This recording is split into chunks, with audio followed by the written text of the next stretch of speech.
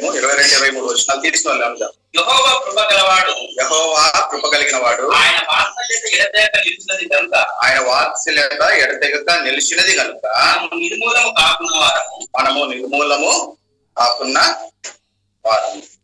అనుదినము నూతనముగా ఆయనకు వాత్సల్యత పుట్టుచున్నది, అనుదినము నూతనముగా ఆయనకు వాత్సల్యము పుట్టుచున్నది. నీవు ఎంతైనా నమ్మదగిన వాడు, నీవెంతైనా నమ్మదగిన వాడు. కాబట్టి విలాప వాక్యంలో 3వ అధ్యాయము 22-23 వచ్చిన యెహోవా ఎంత మనము చదువుతున్నా. యెహోవా కృప గలవాడు, యెహోవా కృప గలవాడు, ఆయన వాత్సల్యత ఎడతెగక నిలిచినది కనుక నిర్మూలము కాకున్న వారు, మనము నిర్మూలము కాకున్న. యెహోవా ఎటువంటి వాడు అంటే కృప కలిగిన. ప్రభు తానే లేఖన భాగాలు దీవించి తన పరిశుద్ధాత్మ సహాయం ద్వారా మనతో మాట్లాడుతున్నారు. కాబట్టి యెహోవా ఎంతో కృప కలిగిన వాడిగా మన పక్షాన్ని ఉన్నాడు. యెహోవా యొక్క దేవుడు ఎవరో కిరుపైన కాబట్టి ఆయన కృపని బట్టి మనం నిర్మూలం కాలేదని దేవుని మాట సెలవిస్తా ఉంటాం. కాబట్టి 2వ నెల మొదటి ప్రభు దినమందు ఈ రీతిగా సజీవ లెక్కలో దేవుని సన్నిధిలో చేరగలిగినామంటే ప్రభు యొక్క మహాకృప అనేది. 2వ மாதத்திலே நம்ம இந்த தினம் நம்ம ஆண்டவருடைய சமூகத்துக்கு வந்திருக்கோம்னா அது ஆண்டவருடைய கிருபை. చాలా సార్లు మనం అనుకుంటాము వేరే వాళ్ళకంటే నేను మంచోడిని, లేదా వేరే వాళ్ళకంటే నేను మంచి దానిని అని మనం చాలా సార్లు మన స్వనీతిని ఆధారం చేసుకునే వారికి ఉంటా ఉన్నాం. సరే బట్టి நம்ம இப்படி நினைப்போம், அடுத்தவங்களோட ரொம்ப நல்லதா இருக்கேன், அதனாலதான் எனக்கு எல்லாமே நல்லது நடக்கும், நம்மளை பத்தி நம்மளோட சொந்த நீதியை பத்தி நம்ம பேசுவோம். కాబట్టి మనం చాలా సార్లు ఈ రీతిగా అనుకుంటాం కదా.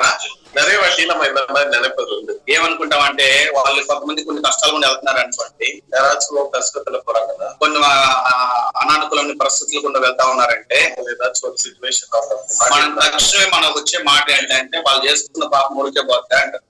டக்குன்னு நமக்கு வருகிற ஒரு வார்த்தை என்னன்னா அவங்க செஞ்ச பாவத்தினாலதான் அவங்க அனுபவிக்கிறாங்க. ఎంత చేశారో మరి అనుభవిస్తున్నారని మనం ఊరికే అనేస్తాం. எப்பேற்பட்ட பாவம் செய்திருப்பார்களோ அதனால அவங்க இப்படி అనుభవిக்கிறாங்க. நம்ம ఇమిడియట్ ஒரு వార్త లూకా సువార్త 13వ అధ్యాయంలో ప్రభు చెప్తా ఉన్నాడు. ఆ షిలోహు ఆ యొక్క మందిరం దగ్గర కావచ్చు, లేదా ఆ గోపురం పడిపోయినప్పుడు కావచ్చు, ఎంతో మంది మృతి చెందారు. వారికంటే మీరేం గొప్పవారు కదా దేవుని మాట సెలవిస్తా ఉంటాం. లూకా సువిశేషం 13వ அதிகாரத்துல ஆண்டவர் இவர்களை சொல்கிறார். அந்த ஷிலோகு மந்திரம் கீழ் விழுந்தப்ப அங்க மரித்தவர்களோட நீங்க பெரியவர்கள் இல்லைங்காலும் నోవా దినంలో నశించిన వారు కావచ్చు, నోవా దినంలో నశించవர்கள் ఆ యొక్క మరి ఎర్ర సముద్రంలో మునిగిపోయిన వారు కావచ్చు, రెడ్ సీలో విழுந்தவங்களை పத்தி பேசுறோம். మనం వాళ్ళందరినీ పోల్చుకుంటే వాళ్ళకంటే మరి పెద్ద మంచి స్వభావాలు మన దగ్గర ఏం లేవు. அவங்களோட எல்லாம் நம்ம కంపేర్ பண்ணிக்கிட்டாலும் நம்ம கிட்ட ஒரு நல்ல మనసు நல்ல గుణము இல்லை. ఎందుకు నేను చూసినట్లయితే ఎందుకు వారికంటే కూడా ఇంకా మోసమైన వారమే మనం చెప్పుకోవాలి. அவங்களோட வாழ்க்கையை நம்ம ఎగ్జామిన్ பண்ண நம்மளோட வாழ்க்கை இன்னும் ఫస్ట్ ఏ ప్రభు కృపను బట్టి మనం ఆశీర్వదించబడ్డాము, మంచుకున్నామంటే మనం ఏం చేస్తామంటే వేరే వాళ్ళ గురించి అనవసరమైన మాటలు మాట్లాడుతూ మరి మన గొప్పతనం, మన నీతి, మన మంచితనం అని చాలా సార్లు మనల్ని మనం సమర్థించుకునే వారిగా ఉంటా ఉన్నాం. ஆண்டவருடைய கிருபையினால நம்ம எதிரான நிலைமையில இருக்கோம். அதை பார்த்துட்டு இது நம்ம என்ன நினைப்போம்னா இது என்னோட சொந்த நீதினால நான் நீதிமான இருக்கிறதுனாலதான் எனக்கு இதெல்லாம் நடக்குதுன்னு நினைக்கிறேன். కానీ ఇవన్నీ కూడా ఎక్కడి నుండి మనం పొందుతున్నాం అనే విషయాన్ని మనం మర్చిపోయే వారిగా ఉంటా ఉన్నాం. అలా ఇదెல்லாம் நமக்கு எங்கிருந்து கிடைத்தது நம்ம மறக்கிறவங்களா இருக்கும்.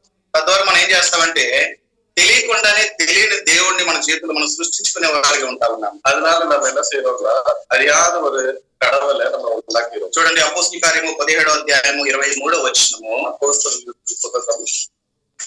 కార్యములు 17వ అధ్యాయము 3వ వచనం. అపోస్తలుల పుస్తకం 19వ అధికారం 17వ అధికారం 3వ వచనం 23వ వచనం. నేను సంచరించుచు మీ యొక్క దేవతా ప్రతిమలను చూచుచుండగా ఒక బలిపీఠము నాకు కనబడెను. దాని మీద తెలియబడని దేవునికి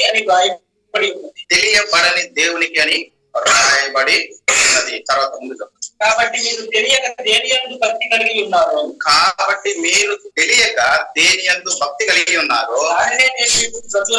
దానినే నేను మీకు మీకు తెలియకుండా దేని యందు భక్తి కలిగి ఉన్నారు. ఇంగ్లీష్ లో అయితే అన్నోయింగ్లీ ఇగ్నరెంట్లీ వాట్ యువర్ వర్షిపింగ్ అంటే దేని మీరు తెలియకుండానే ఆరాధిస్తారో దాన్ని నేను మీకు ఈ రోజు బయలుపరుస్తానని పౌలు భక్తుడు చెప్తా ఉన్నాడు. பவுல் பக்தர் இவர் உண்மை சொல்கிறாரு, அறியாத ஒரு தேவனை நீங்கள் உண்டாக்கி அதை நீங்கள் ஆராதிக்கிறீங்க. సో అదే నా வெளிப்படுத்துறேன் அப்படின்னு சொல்லிப்போம். కాబట్టి తెలియని దేవుళ్లను తెలియని మరి ప్రజలను మనము దేవుని కంటే కూడా ఎక్కువగా వారిని మన జీవితంలో ఒక విగ్రహంగా చేసుకొని వారికి మనం ఘనత ఇస్తే ఎట్లుంటుందంట, అది వారిని ఆరాధించినట్లే దేవుని మాట సెలవిస్తా ఉంటాము. அறியாத மக்களை, அறியாத ஒரு கடவுள்களை நம்மளே நம்ம கையால உருவாக்கின சிற்பங்களை நம்ம ஆராதித்தால் அது ஒரு வண்ணமான ஆராதனை என்று ஆண்டவருடைய வேதாகம் சொல்லுது. మన చెడ్డ గుణం మనుషులలో ఉండే చెడ్డ గుణం ఏంటంటే మన విషయాలు మర్చిపోయి వేరే విషయాలు ఎక్కువగా చూసేవారు ఉంటాం. நம்ம கிட்ட இருக்க ஒரு கெட்ட குணம் என்னன்னா, நம்ம கிட்ட இருக்கிறது அடுத்தவங்க கிட்ட இல்லைன்னா அதை நினைத்து ரொம்ப பெருமையா பேசுவோம். కాబట్టి ఆ యొక్క విషయాన్ని బట్టి వాళ్ళని ఎంతగానో కించపరిచేవారికి అవమానపరిచేవారికి మనం ఉంటాం. அடுத்தவங்க கிட்ட அது இல்லாததுனால அவங்கள ரொம்ப நம்ம కమ్మి పని పేస్తుంది. కాబట్టి అందుకే దేవుని మాట సెలవిస్తుంది కదా, మన కంట్లో దూలాన్ని పెట్టుకొని ఎదురువారి కంట్లో నలుసును చూసేవారు. அதனாலதான் ஆண்டவருடைய வேதாகம் நன்மை சொல்கிறது, நம்ம கண்ணுல இருக்கிற பெருசான ஒரு மரத்தை வைத்துக் கொண்டு அடுத்தவங்க கண்ணுல இருக்கிற చిన్న విషయంగా நம்ம పాత్రగా இருக்கும். కాబట్టి ఈ రీతి ఉండటం ద్వారా మనం ఏం చేస్తామంటే దేవుని కృపను మన జీవితంలో అర్థం చేసుకోలేకపోతాం. இவ்வளவு நம்மளோட சிந்தனைகள் இருப்பதனால ஆண்டவருடைய கிருபையை நம்ம అనుభవించలేదు. మన జీవితం ఎంతో భయంకరమైనది, ఎంతో పాపంతో నిండినది, శాంతి సమాధానం నెమ్మది లేకుండా మనం జీవిస్తా ఉన్నాం.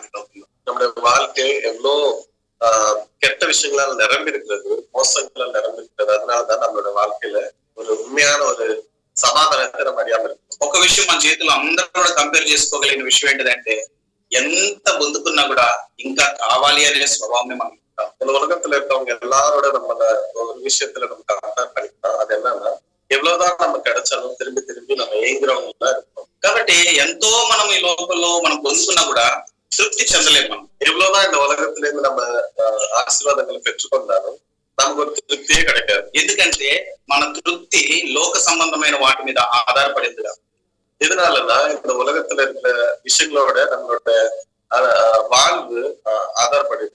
కానీ ఎప్పుడైతే ప్రభు వైపు చూస్తామో, ஆண்டவரோட முகத்தை நம்ம ఎప్పుడైతే ప్రభు గొప్పతనాన్ని మన జీవితంలో ఎదుగుతామో, ஆண்டவரோட மகிமை நம்ம எப்ப అనుభవిస్తాం, ఎప్పుడైతే ప్రతిదీ నా జీవితంలో నా ప్రభు నాకు అనుగ్రహించాడని గ్రహించగలుగుతామో, எப்ப நம்ம ஒரு సిచ్యువేషన్ல ఆండవర్ దానికి எல்லாமே செய்திருக்கிறார் என்று ஒரு உணவுக்கு வருவோம். హబాకుకు మరి వెళ్ళిన అనుభవం గుండా మనం కూడా వెళ్ళగలుగుతాం. நம்மளும் ஹபாக்குக்கு போல ஒரு அனுபவத்துக்குள்ள போகலாம். చూడండి, హబక్కుకు 3వ అధ్యాయము, హబాకుకు எழுதின புத்தகம் 3వ அதிகாரம் 17 నుండి 18 వచనాలు. అంజూరపు చెట్లు పూయకుండినను, అంజూరపు చెట్లు పూయకుండినను, ద్రాక్ష చెట్లు ఫలింపకపోయినను, ద్రాక్ష చెట్లు ఫలింపకపోయినను, ఒలివ చెట్లు కాపు లేకపోయినను, ఒలివ చెట్లు కాపు లేకపోయినను, చేనులోని పైరు పంటకు రాకపోయినను, చేను లేని పైరు పంటకు రాకపోయినను, గొర్రెలు దొడ్డిలో లేకపోయినను, సారలో పశువులు లేకపోయినను, నేను యెహోవా యందు ఏమున్నను లేకున్నను నేను యెహోవా యందు ఆనందించగలను అని చెప్పగలిగే స్థితి ఎప్పుడు వస్తుందంటే, ఎప్పుడైతే మన సంతోషం లోక సంబంధమైన వాటి మీద కాకుండా దేవుని కృప మీద ఆధారపడి ఉంటుందో. సో హబక్కుకు 3:16-17, 17 నుండి 18. హబక్కుకు 3వ అధికారం 17. కాబట్టి ఎప్పుడు మన సంతోషం పరిపూర్ణమవుతుందంటే ఎప్పుడైతే మన సంతోషం దేవుని మీద ఆధారపడుతుంది. நம்மளோட சந்தோஷம் எப்ப பரிபூர்ணமா இருக்குதா ஆண்டவர் மேல நம்ம ஆధారపడతాం.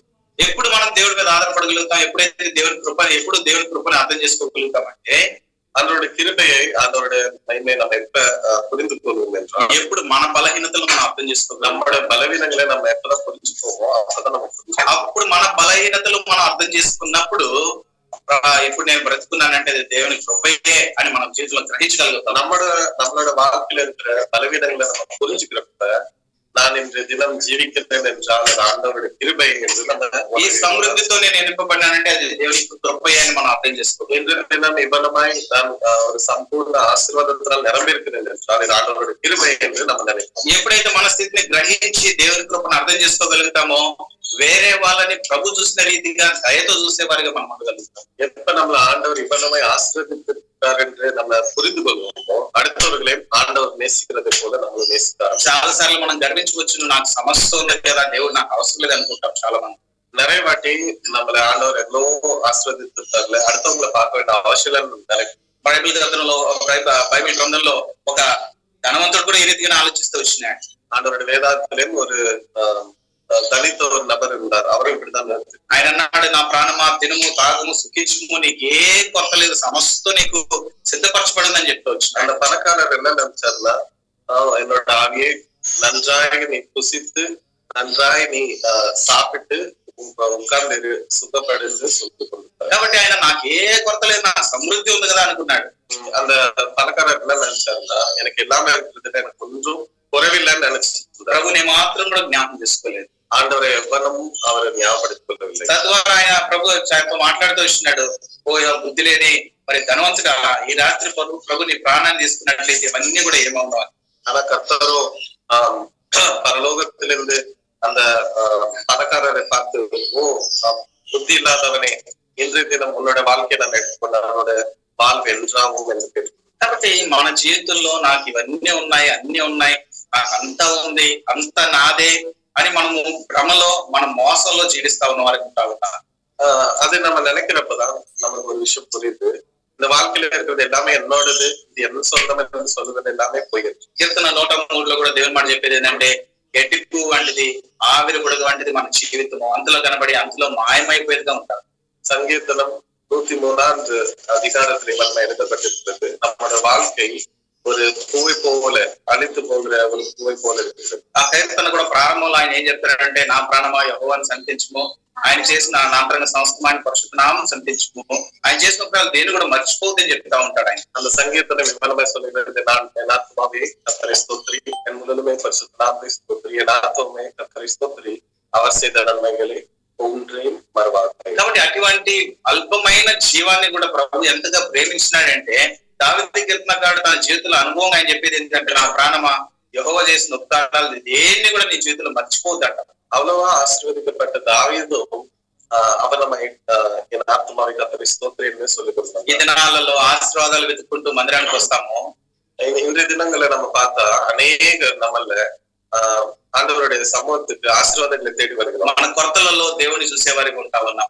நம்மளோட இல்லாமை இருப்பதுல நம்மள ஆண்டவரை தேடுகிறவங்கள, మన కష్టాలలో బాధలలో దుఃఖాలలో కన్నీటిలో దేవుని సన్నిధికి వచ్చేవారిగా ఉంటా ఉన్నాం. நம்மளோட பலவீனமான ஒரு சூழ்நிலைகள்ல இல்லன்னா கண்ணீர் வழியில நம்ம போகிறப்ப ஆண்டவரை ஞாபகப்படுத்துவோம். కానీ సమృద్ధిలో మరి ప్రతి విషయంలో ప్రభు ఇచ్చిన నెమ్మది బట్టి, ప్రభు ఇచ్చిన సంతోషాన్ని బట్టి, ప్రభు ఇచ్చిన ఆశీర్వాదాన్ని బట్టి ప్రభుని స్తుతించడానికి బదులుగా తెలియని దేవుళ్లను మన జీవితంలో మనం సృష్టించుకొని, అపోస్తలుల కార్యం 17లో చెప్పినట్లుగా we are worshipping the unknown god. తెలియని దేవుడిని మనం సృష్టించుకొని దేవునికి రావాల్సిన ఘనతను పరిస్థితులలో మనకు సహాయపడిన వారిని వీరిని చూసుకొని వారికి ఇచ్చేవారికి ఉంటా ఉన్నాం.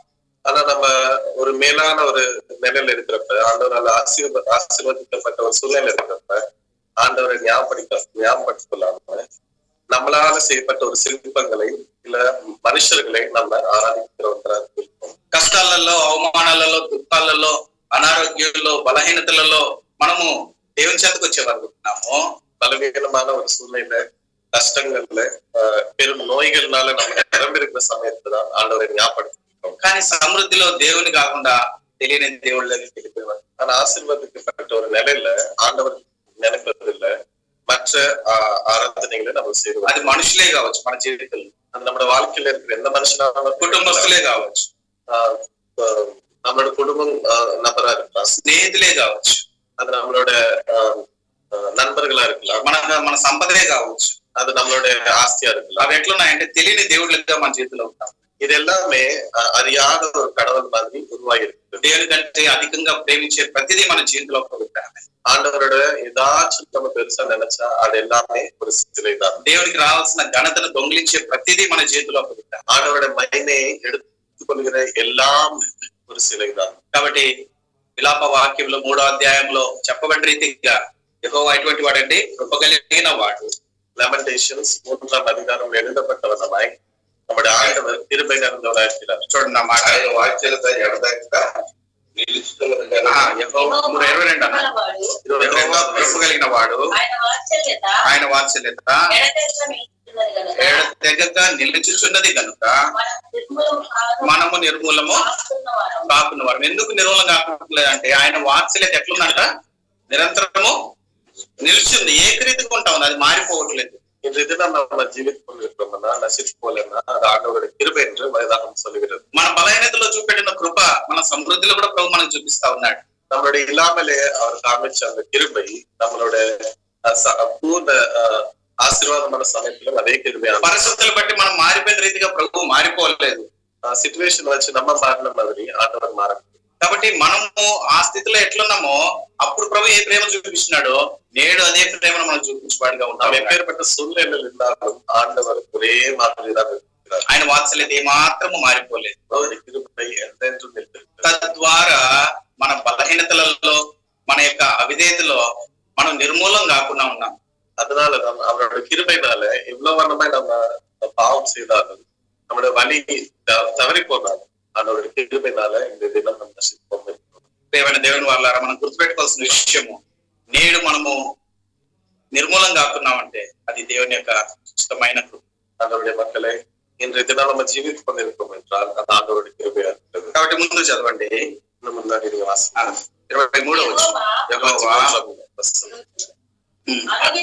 అనుదినము నూతనముగా ఆయనకు వాత్సల్యత పుట్టుచున్నది.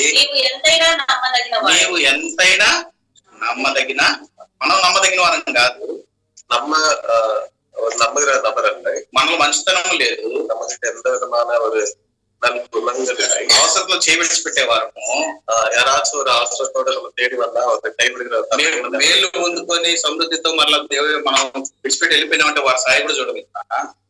ஒருவேளை நம்ம ஆசீர்வதிக்கப்பட்டு நம்ம மேலான நிலையில இருந்தா அடுத்தவங்களை நம்ம கண்ணு கூட கண்டு మన స్థితిని మర్చిపోయి గర్వంతో మాట్లాడే వారిగా ఉంటాం.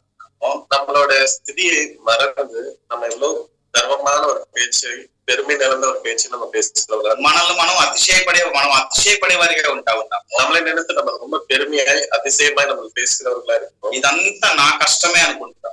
ఇది எல்லாமே என்னோட சொந்த కష్టం என்று நம்ம దావీదు కీర్తనకారుని యొక్క జీవితంలో ఆయన రాజు అయినప్పటికీ కూడా ఆయన జీవితంలో ఒక మాట చెప్పినాడు, ఏంటంటే ప్రభువా పేంట కుప్ప మీద నుండి నన్ను లేవనెత్తి సింహాసనాసనుడు చేసిన సింహాసనం మీద కూర్చోబెట్టినామని దేవునికి ఎంతగానో కృతజ్ఞతలు చెల్లిస్తాడు. தாவீதோட வாழ்க்கையை நம்ம பார்க்கிறப்ப அப்பேற்பட்ட ராஜாவா இருந்த தாவீதுக்கு ஒன்றுமில்லாத நிலையிலிருந்து சிங்காசனத்தில் మీద வைத்தவரை நன்றி என்று சொல்லி துதித்தார். గొర్రెల కాపరిగా ఉన్నప్పుడు ప్రభుని ఎంతగా స్తుతిస్తూ వచ్చినాడు. அவர் மீட்பராக இருந்தப்ப எவனமாய் ஆண்டவரை துதித்தாரோ, కష్టాలలో ప్రభుని ఎంతగా స్తుతిస్తూ వచ్చినాడు. எத்தனை கஷ்டங்கள் வந்தாலும் எவனமாய் ஆண்டவரை துதித்தாரோ, తన విజయాలలో దేవుడిని ఎంతగా స్తుతిస్తూ వచ్చినాడు. அவர் వెற்றி பெறுகிறப்ப எல்லாம் எவனமாய் ఆண்டవரை துதித்தாரో, తను సింహాసనం మీద మరి కూర్చున్నప్పుడు, మరి సమృద్ధి నింపబడినప్పుడు కూడా ప్రభుని దానికంటే అధికంగా స్తుతిస్తూ వచ్చినాడు.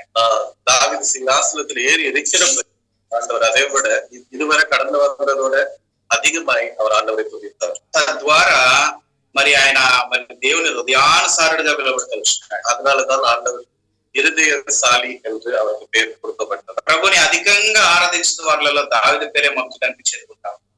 ஆண்டவரை அதிகமாய் ஆராதித்த ஒரு நபர்ல ஒரு దావీదோட పేరు ఉన్నది. వాక్యము, ప్రార్థన, దేవుని ఇంట్లో పనులు, మిగతావన్నీ కూడా ఈ లోకంతో మరి ముగించబడతాయి. ஆண்டவருடைய சமூகத்துல நம்ம எத்தனை வேலை செய்தாலும் அது போதிக்கிறதா இருக்கலாம், வசனம் சொல்லுகிறதா இருக்கலாம், வேற எந்த வேலையா இருந்தாலும் నీ సమర్పణ కావచ్చు, உங்களுடைய ஆண்டவருக்காக நீங்க எடுத்திருக்க பேசினா, నువ్వు దేవుని కొరకై చేసే ప్రతి ప్రయాస కావచ్చు, ஆண்டவருக்காக நீங்க கஷ்டப்படுகிற ஒவ்வொரு விஷயங்களா இருக்கு, దేవుని కొరకు తీసుకొచ్చే ప్రతి కానుక కావచ్చు, ஆண்டவருக்காக நீங்க கொண்டு வருகிற காணிக்கைகளா இருக்கு, ఇది దేవుని లోకం వరకే పరిమితం. இது எல்லாமே இந்த உலகத்து வரைக்கும் தான் இருக்கு. కానీ లోకం నుండి పరలోకంలో కూడా ఉండేది ఒకటే, ఏంటిదంటే ఆరాధన. இந்த உலகத்திலேயும் அதே போல పరలోకத்திலேயும் ஒரு விஷயம் இருக்கிறது என்றால் அது ஆராதனை. కాబట్టి దాని కొరకు మనం సిద్ధపడే వారిగా ఉంటాం. సో அதற்காக நம்ம ஆயத்தப்படணும். కాబట్టి అది నిత్యమైనదిగా ఉంటా ఉంది, அது என்றென்றைக்கும் நிலைத்திருக்கிறதா இருக்கு.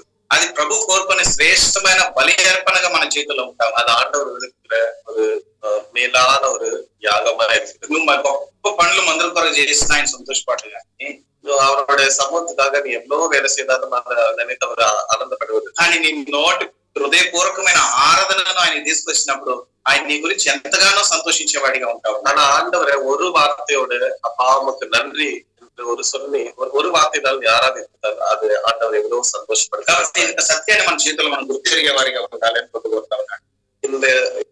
இந்த உண்மையை நம்ம வந்து புரிந்து கொள்ளணும். కాబట్టి 2 పేతురు 3వ అధ్యాయము 9వ వచనం. పేతురు எழுதின పత్రిక 2వ పత్రిక 3వ అధ్యాయము 3వ అధికారం. కొందరు ఆలస్యమని కొందరు ఆలస్యమని ఎంచుకున్నట్టు ఎంచుకున్నట్టు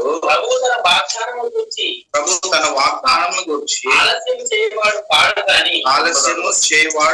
గాని ఎవడును నశింపవలదని నిశ్చయించి అందరూ మారు మనసు పొందవలనని కోరుచు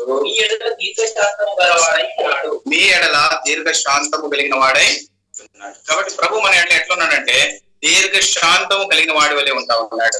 எவ்வளவு సమాధానతోడు శాంతతోడు ఆనందంగా చూడండి లూకా సువార్త 13వ అధ్యాయము లూకా సువిశేషం లూకా ఎలిగిన సువిశేషం 13వ అధ్యాయము 13వ అధికారం. లూకా సువిశేషం 13వ అధికారం 22వ వచనం చూడండి. 22వ వచనం. 2వ వచనం. ఆయన వారితో ఇట్లా నేను ఈ గలిలయలో అట్టి హింసలు పొందినందున వారు గలిలయ అందరికంటే పాపులను మీరు తలంచుకుంటున్నారా పాపులని మీరు తలంచుకుంటున్నారా కార్యాన్ని మీతో చేస్తున్నారు కారణము మీతో కారణి మీతో చెప్తున్నాను. మీరు మారు మనసు పొందని కదా మీరు మారు మనసు పొందని అట్లా మీరందరూ అలాగే మరియు కిలోయలోని గోపులను ప్రతి పడి చచ్చిన ఆ 18 మందిని యెరూషలేములో పాపంలో అందరూ కంటే అపరాధులు రక్షిస్తున్నారా కార్యాన్ని మీతో చెప్తున్నాను. మీరు మారు మనసు పొందని కదా మీరందరూ అలాగే చూసారండి. లూకా సువార్త 13వ అధ్యాయము 2వ వచనం నుండి 5వ వచనం వరకు. లూకా సువిశేషం 13వ అధికారం 2వ వచనం నుండి 5వ వచనం వరకు. కాబట్టి ఇంతవరకు కూడా మనం చెప్పుకుంటూ వచ్చినాం. కాబట్టి వేరే వాళ్ళకంటే మనం గొప్పవారమని కాదు, இதுவரை நம்ம சொல்லிக்கொண்டு அடுத்தவர்களோட நம்ம மேலானவர்கள், వేరే వాళ్ళకంటే మనం మంచోళ్ళమని కాదు, அடுத்தவர்களோட நம்ம நல்லவர்கள். కాబట్టి మరి విలాప వాక్యలో చెప్పుకున్న రీతిగా దేవుడు ఎంతో కృపగలిగిన వాడు కాబట్టి ఆయన వాత్సల్యతను బట్టి ఆయన నిత్యము ఆయనకు ప్రేమను బట్టి మనం ఇందులో నిర్మూలం కాకుండా சொல்லப்பட்டவரை அவருடைய கிருபையினாலதான் நம்ம இன்று தினம் நசிக்காமல் ஜீவித்து. ఈ మాటలు చెప్తూ ప్రభు వాళ్ళకి ఒక చిన్న ఉపమాన రీతిలో ఒక ఉదాహరణ కూడా చెప్తా ఉన్నాడు. இந்த வார்த்தையை ஆண்டவர் சொல்லிக்கொண்டு ஒரு கதை போல ஆண்டவர் சொல்கிறார். 6 నుండి 9 వచ్చినారు. 6వ వచనத்திலிருந்து 9వ వచనం వరకు. మరి ఆయన వారితో ఉపమానం చెప్పాను. ఒక మనిషి ద్రాక్ష తోటలో అంజూరం చెట్టు నాటబడి ఉండేను.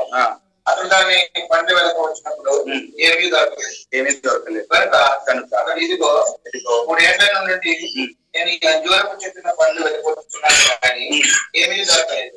దీన్ని నిలిపివేయమని దీని వల్ల ఈ భూమి ఎలా వ్యర్థమైపోవాలంటో ద్రాక్ష అయితే వాడు అయ్యా నేను దాని చుట్టూ తవ్వి ఎరువు వేయి మట్టుకు ఈ సంవత్సరం కూడా ఉండదు, అది ఫలించినా సరే దేని ఎడల నరికి వేయమని అతనితో చెప్పాను. కాబట్టి ఒక ఆయనకి ఏమిందంట, ద్రాక్ష తోట ఉంది. కాబట్టి ద్రాక్ష తోటలో ఒక అంజూరపు చెట్టును నాటినాడు. ఆయన అక్కడ ఏం చేసినాడంటే ఆ తోట యజమానుడు ఫలాలను వెతుక్కుంటూ వచ్చినాడు. இன்னொரு மனுஷனுக்கு ஆண்டவர் சொல்லுற கதையில ஒரு திராட்சை தோட்டை இருக்கிறது.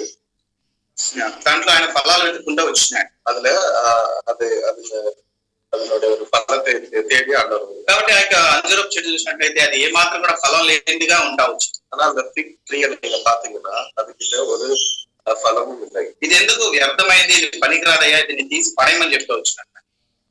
அதுல ஒரு பலம் வர மாட்டேங்குது. அதனால இது எதுக்கு இதை எடுத்துக்கோలేదు அந்த యజమాని சொன்னார். కాబట్టి ఒక చెట్టుని నరికి పక్కన పెట్టినామంటే అది కొన్ని రోజులు ఎండిపోతే, ఎండిపోయిన తర్వాత ఏం చేస్తామంటే మరి అగ్గిలో పడవేసే వారుగా లేదంటే మరి పొయ్యిలో పెట్టుకునే వరకు ఉంటా ఉన్నారు. అది నాలుగు அந்த நாட்கள்ல பாத்தீங்கன்னா ஏதாச்சும் உதவாத ஒரு மரம் இருந்துச்சுன்னா அதை வெட்டி அவங்க வந்து நெருப்புல உபயோகிப்பாங்க.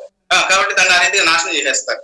அவனுமே அவங்க வந்து அதை பயன்படுத்துவாங்க. కాబట్టి యజమానుడు కూడా అదే మాట అన్నాడు, అయ్యా ఇది ఎందుకు పనికిరాదు, ఊరక స్థలం వేస్ట్, దీంట్లో ఫలాలు లేవు, ఏమీ లేదు, ఊరక దీన్ని నాటినావు, దీన్ని సాగుతా ఉన్నావు, దీన్ని చూస్తా ఉన్నావు, అంతా కూడా వ్యర్థమే, దాన్ని తీసేయని చెప్పినాడు. சோ இந்த எஜமானியும் அந்த மரத்தை பார்த்து இதுல ஒரு பலம் வர மாட்டேங்குது, சோ அதனால நம்ம இதை எடுத்து తీల పోట్లాలని சொல்லுகிறாరు. కాబట్టి 7వ వచనం చదవండి. 7వ వచనం. కనుక అతడు ఇదిగో 3 ఏళ్ల నుండి నేను ఈ అంజూరపు చెట్టున పండ్లు వెతకవలసినది కానీ ఏమీ దొరకలేదు, దీనిని నరికివేయము, దీని వలన ఈ భూమి ఏలా వ్యర్థమైపోవాలని ద్రాక్ష తోటమాలితో చెప్పాను. కాబట్టి ఎన్ని దినాలు వచ్చి ఫలాలు వెతికినా దాంట్లో ఏమాత్రం కూడా ఫలాలు లేవండి. எவ்வளவு வாட்டி அந்த எஜமானி பார்த்தாலும் அதுல ஒரு பலம் ఉంది. మన జీవితం కూడా అంతే. நம்மளோட வாழ்க்கையும் அப்படிதான். ఏదో మనం బ్రతికేస్తున్నాము, ఏదో మనం జీవిస్తున్నాము, నాకు ఏం ఇబ్బంది లేదు, నాకు ఏం టెన్షన్ లేదు అనుకుంటాం కానీ మన జీవితంలో ఎటువంటి ఫలం లేని జీవితంగా మనం ఉండిపోతా ఉంటాం. ஏதோ பேருக்காக நம்ம ஒரு வாழ்க்கையை வாழ்ந்து கொண்டிருக்கோம். நம்ம வாழ்க்கையில ஒரு ருச்சி இல்லை. మనం అనుకుంటున్నాం కదా, వాళ్ళకంటే నేను గొప్పవాడిని, அடுத்தவர்களோட நான் ரொம்ப ஆசீர்வதிக்கப்பட்ட, వాళ్ళకంటే నేను మంచివాడిని, அடுத்தவர்களோட நான் நல்ல மனுஷன், అందుకే వాళ్ళు అన్ని కష్టాలు గుండా వెళ్తున్నారు, నాకు మాత్రం ఏ ఇబ్బంది లేదు, அதனாலதான் அவங்களுக்கு அவ்வளவு கஷ்டங்களால அவங்க போறாங்க, ஆனா எனக்கு ஒரு చుట్టూ. అందుకే ప్రభు ఇక్కడ చెప్తున్నాడు, ఆ గలీలీని కంటే కూడా, లేదంటే ఆ శిలో మరి ఆ గోపురం పడిపోయినప్పుడు అక్కడ చనిపోయిన వారి కంటే కూడా మీరేం గొప్పవారు కదా. அதனாலதான் ஆண்டவர் இயேசு இந்த கதையை சொல்லி வருகிறார். கலிலேயர்களோட ஷிலோம் அந்த கட்டடம் விழுந்த மரித்தவர்களோட நீங்க பெரிய ఆల్ கிடையாது. 8వ వచనం చూడండి. అయితే వాడు అయ్యా చుట్టూ త్రవి 20 వేయినట్టు ఈ సంవత్సరము కూడా ఉండని, అది భరించిన సరే లేని ఎడల నరికి వేయమని అతనితో చెప్పాడు. కాబట్టి ఎటువంటి ఒక చెట్టు కొరకైనా ప్రతిలాడుతా ఉన్నాడండి, ఫలింపు లేని చెట్టు, దాంట్లో ఏ ఫలాలు కూడా లేవు, ఎటువంటి ఉపయోగం కూడా లేదు. ఆ స్థలం అక్కడ ఆక్రమించిందే గానీ ఆ స్థలంలో ఇంకో చెట్టు నాటి ఇంకా బాగా ఫలిస్తేమో. కానీ ఆయన ఏం చేస్తున్నాడంటే, అయ్యా ఈ 3 సంవత్సరాల నుంచి వస్తున్నావు, ఒక ఫలం కూడా లేదంటున్నావు, ఒక్క సంవత్సరం దయ చూపించమని. எப்பேற்பட்ட மரத்தின் மேல் அவர் கிருபை காமிக்கிறார் என்றால், ஒன்றுக்கும் உதவாத ஒரு பலம் வராத ஒரு பலத்துக்காக ஆண்டவர் பேசுகிறார். కాబట్టి ఆ తోటమాల ఎంతో అక్కర కలిగి, అయ్యా ఈ ఒక్క సంవత్సరం దాన్ని ఉండి தோட்டத்தை பார்க்கிற அந்த விவசாயி அவனமாய் கெஞ்சி கொடுக்கிறார். ఇదే ప్రభు మన ఎల్లో చూపిస్తున్న కృప. இதுதான் ஆண்டவர் நம்ம மேல் காமித்து அவருடைய கிருபை. మనం వ్యర్థమైన వారము, పనికిరాని వారము, పాపంతో నిండిన వారము, ఫలం లేని జీవితాన్ని జీవిస్తున్న వారిగా ఉంటాము. நம்ம ஒன்றுக்கு உதவாத ஒரு மனுஷர்களா இருந்தோம், பாவத்தால் நிரம்பின ஒரு வாழ்க்கையா இருந்தது. அப்பேற்பட்ட நம்மளை ஆண்டவர் நினைத்து கொண்டார். స్వంత నీతి, స్వంత క్రియల్ని బట్టి అతిశయపడే వరకు ఉంటాం కానీ మన జీవితంలో ఎటువంటి మంచి ఫలాలు మాత్రం లేవు. நம்மளுடைய சொந்த நீதியை அனுசரித்து எவ்வளவு பெருமையை நம்ம பேசுகிறோம், ஆனால் அதுல ஒரு மேலும் இல்லை. కాబట్టి అంత వ్యర్థమైన మరి వృక్షంగా మనం ఉన్నప్పటికీ కూడా తోటమాలి అయిన ప్రభు మరి తోటమాలిని ప్రభు యేసుక్రీస్తు మరి పోల్చినట్లయితే ఆయన మన పక్షాన్ని ఏం చేస్తున్నాడు, జ్ఞాపం చేస్తాం, ప్రతిమలాడుతూ ఉన్నాడు. அப்படி ஒன்றுக்கும் உதவாத ஒரு மரத்தை போல இருந்த நம்ம வாழ்க்கையை ஆண்டவராகிய இயேசு அங்க இருக்கிற அந்த விவசாயியை போல நம்மளை வைத்து பேசுகிறார், పితావాகிய దేవుడు. అదే మన మరి విలాపవాక్యం కూడా చూసుకున్నాం కదా, ఆయన దయని బట్టి, ఆయన కృపని బట్టి, ఆయన ప్రేమని బట్టి మనం నిర్మూలం కాకుండా ఉన్నాం. அதனாலதான் நம்ம லாமெண்டேஷன்ஸ்ல பார்த்தோம், அவருடைய கிருபையினாலதான் இன்றைய தினம் நம்ம வாழ்ந்து கொண்டிருக்கு. చాలా సార్లు మన చెట్టు ఒకవేళ మాట్లాడతాను కానీ తనకు ఆలోచన ఉన్నట్టు తను ఏమనుకున్నాడంటే, నేను ఎంత విలువ లేకపోతే నా నుండి వాళ్ళకి ఎంత లాభం లేకపోతే 3 సంవత్సరాల నుంచి నా ఫలం లేకపోయినప్పుడు కూడా నన్ను వాళ్ళు పెట్టుకున్నారు అనుకుని ఆలోచిస్తేమో.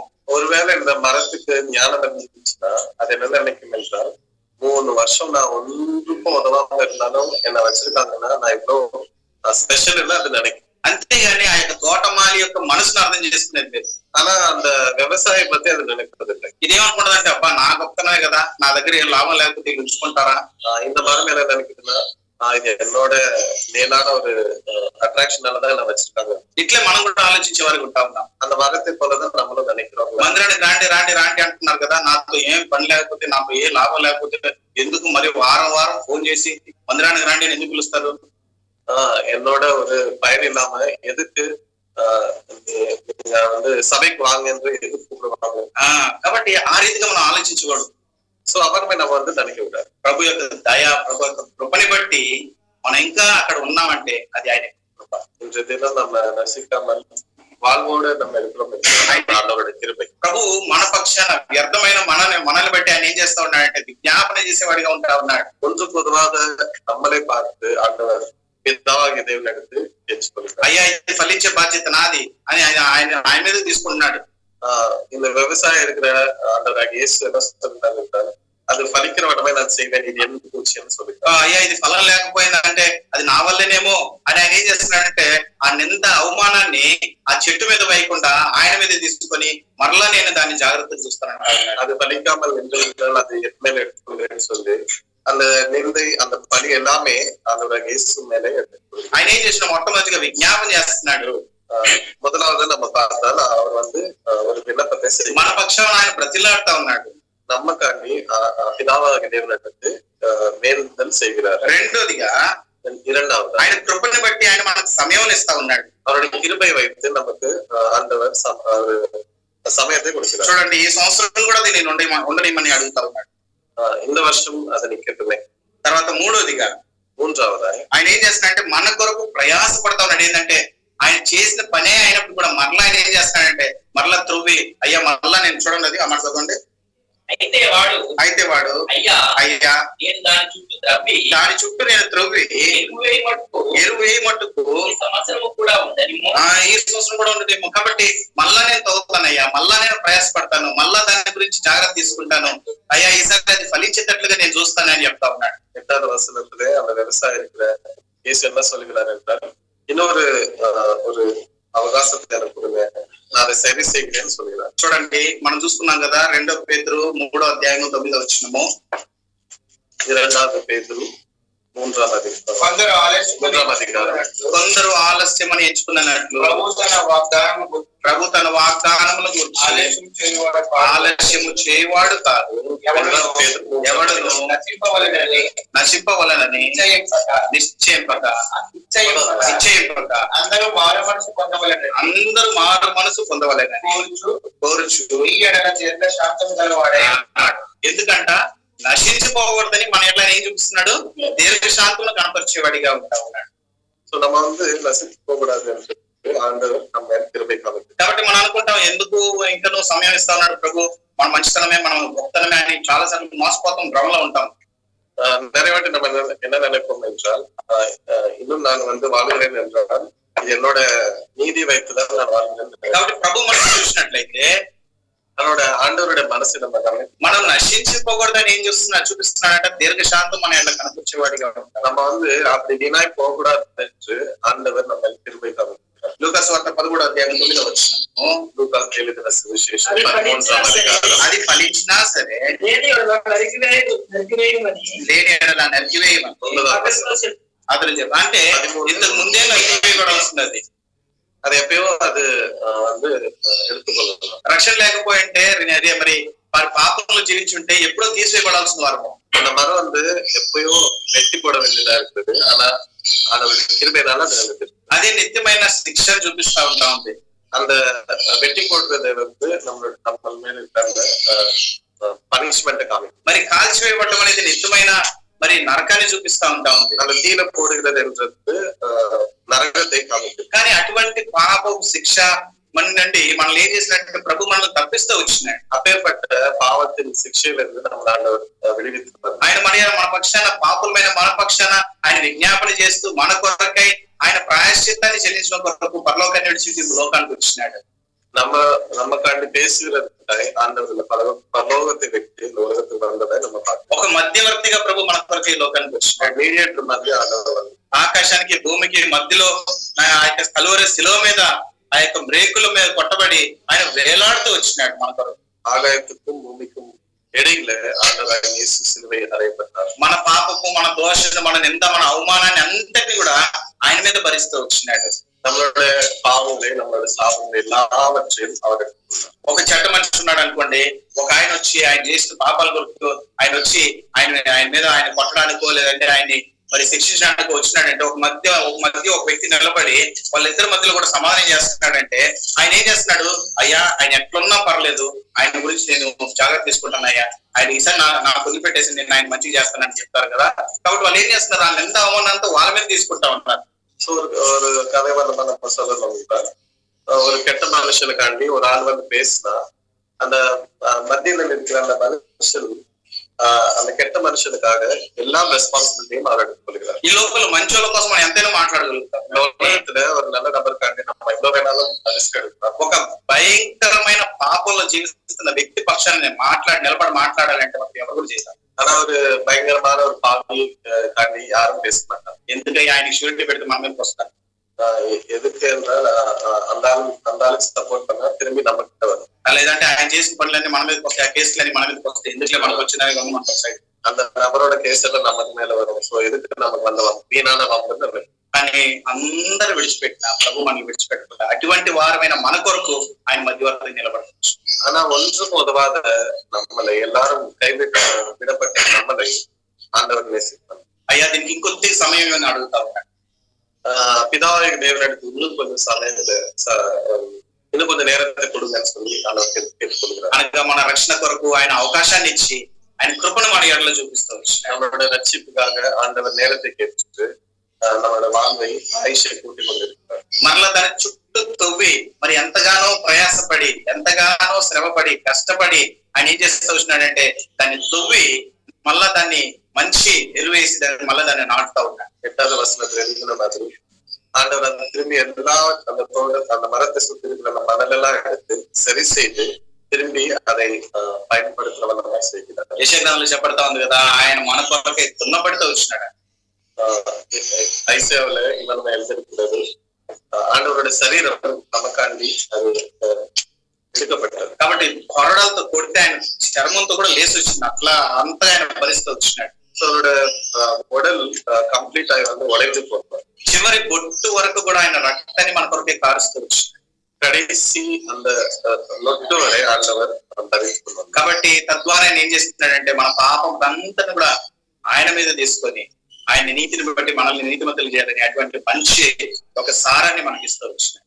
சோ அவரோட நீதினால நம்ம வாழணும் என்று ஒரு நல்ல మనసోడ ఆండవర్ కార్యத்தை செய்கிறார். తద్వారా ఆయన ఆత్మ ద్వారా మనం ఎట్లా ఉంటామంటే ఆత్మ ఫలాల్ని మంచి ఫలాల్ని శ్రేష్టమైన ఫలాల్ని ఫలించాలని ప్రభు వచ్చినాడు. சோ அவரோட ஆவியை ஆதரித்து நம்மளும் நம்மளோட ஆவின் வாழ்க்கையில ఫలిக்கிறவர்களா இருக்க வேண்டும் என்று ఆండవర్ మన పక్షాన మాట్లాడడం ద్వారా ప్రభు మన యొక్క శిక్షను మన యొక్క మరి శిక్షణ అంతటిని కూడా ఆయన తొలగించిన వాడిగా ఉంటారు.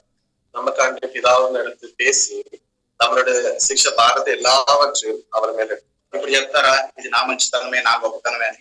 இப்ப உங்களால சொல்ல முடியுமா இந்த தினம் நான் வாழ்கிறேன் என்றால் இது என்னோட நீதி என்று? ఇవన్నీ నా ప్రయాసమే నా కష్టమే నా గొప్పతనమే నా మంచితనమే అని చెప్తారా? இன்றைய தினம் நான் ஜீவித்திருக்கிறேன் வாழ்கிறேன் என்றால் இது என்னோட கஷ்டம் என்னோட சொந்த నల్మెన్పై என்று நம்ம சொல்ல முடியுமா? లేదంటే దేవునికి రావాల్సిన ఘనతను దేవునికి రావాల్సిన మహిమను అపోస్తల కార్యం 17లో చెప్పినట్లుగా మరి తెలియని దేవతలకు మనం ఇచ్చేవారిగా ఉంటాం. இல்லை என்றால் நம்மளோட நிலையை வைத்து சூழ்நிலையை வைத்து இல்லாத ஒரு கடவுளை இல்லாத ஒரு மனுஷர்களுக்கு நம்ம அந்த மகிமை கொடுக்கிறவங்க ఒక మాట చూసుకొని ఆరాధనకి వెళ్దామండి. యెషయా గ్రంథం 27వ అధ్యాయం 3వ వచనం. ఐజయా 27వ అధ్యాయం. యెహోవా అను నేను దానిని కాపు చేయుచున్నాను, ప్రతి నిమిషము నేను దానికి నీరు కట్టుచున్నాను, ఎవరును దాని మీదకి రాకూడదు. దానిని కాపాడు. కాబట్టి యెహోవాను నేనేం చేస్తున్నాడంట, దాన్ని కాపు చేయుచున్నాను, దానికి ఏం చేస్తున్నాడు, ప్రతి నిమిషము నీరు కట్టుతా ఉన్నాడు, ఎవడునో దాని మీదకి రాకున్నట్లుగా దివారాత్రులు దాన్ని ఏం చేస్తున్నాడంట, కాపాడుతా ఉన్నాడు. కాబట్టి ఇది కేవలము దేవుని యొక్క కృప, దేవుని యొక్క మంచితనం, దేవుని యొక్క దయ, దేవుని యొక్క దీర్ఘశాంతము మన ఎట్లా కనుపరుస్తున్నాడు. కాబట్టి మనం ఇంకా నిర్మూలన చేస్తాం.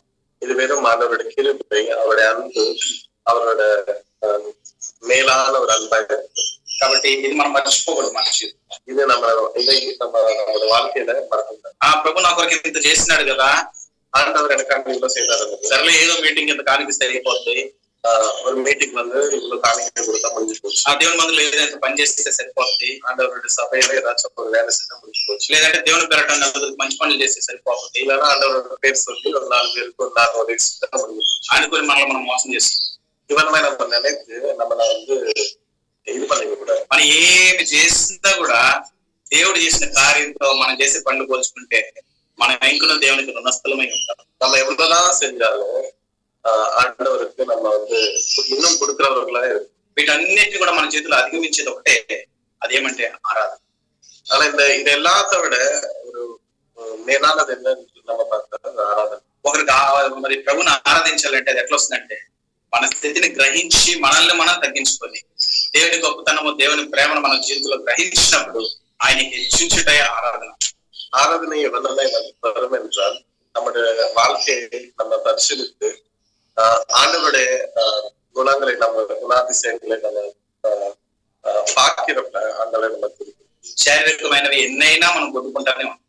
இந்த உலகத்தின் வழியாய் நம்முடைய శరీரத்தில் சேர்ந்தது எல்லாவற்றையும் நம்ம பெற்றுக்கொள்ளலாம். కానీ మన ఆత్మ రక్షణ కొరకై మన కొరకై ఆయన బలియాగంగా అర్పించుకున్న వారిలో దేవుడు ప్రభు అయిన యేసుక్రీస్తు ఒక్కరే, ఈ లోకం ఎవరు కూడా లేదు. ஆனா நம்மளுடைய ஆவிக்காண்டி அதில் ரட்சிப்புக்காண்டி இந்த உலகத்தில் யாரும் ஒரு காரியத்தை செய்யவில்லை. ஆனா ஆண்டவராகிய இயேசு மட்டும்தான் ஒரு காரியத்தை செய்தார். కాబట్టి ఆయన ప్రాణాన్ని మన కొరకై అప్పగించి మనల్ని విమోచించి அவருடைய வாழ்க்கையை நமக்கு அனுப்பினார். నేడు స్వస్థ బుద్ధి కలిగిన వారమై ఆయన సన్నిధిలో మనం కూర్చున్నామంటే అది కేవలం இன்று தினம் அவருடைய சமூகத்திலே நம்ம இவ்வளவு உட்கார்ந்து இருக்கிறோம் என்றால் ஆண்டவருடைய கிருபையே.